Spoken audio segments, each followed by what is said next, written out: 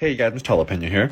On today's episode of Jalapeno Maintenance, I'm going to show you how I repaired this weather stripping on the side of the garage. First thing you'll want to do is get a few screws. Just make sure you get them long enough so that they catch the trim behind the weather stripping. I also recommend you use screws that don't rust. Just make sure the screw goes into the weather strip so it creates a little dimple. You could also pre-drill, it's up to you. The reason why I say to make a little dimple so you could feel it with caulking, I'll show you here in a little bit. You can see when I put the screw in how the little nails they used before kind of popped out. I set the nails back in and they're not popping out anytime soon thanks to the screws I put in there. Then I cut out the old caulking that was cracking out and I cleaned up the area a little bit. I'm going to use extreme stretch caulking here in this project. It expands 600%, so in case there's a little bit of movement, it won't crack out as easily. I always recommend having a wet rag when applying caulking. It helps with the mess and it also helps my finger kind of glide over the caulking smoothly. So a wet rag is very essential. And then look, remember how I said to make little dimples on the screws? I fill them with a little bit of caulking and then I use my 6-inch putty knife to kind of smooth them out. The caulking is going to help with any moisture getting in there, and also the paint's going to create another layer, so just double whammy there. So the homeowner provided the paint, but unfortunately after a few months, especially on the exterior, it's not going to match. The sun, the weather, it just kind of fades out the paint, and even if it's the same exact paint, it's not going to match 100%. I'm just going to paint the right side corner to corner, that way there's not going to be any paint difference. One thing I did forget to mention is to let the caulking dry for about an hour or two. If it's not dry, you're just going to pull it with your paintbrush and you don't want that.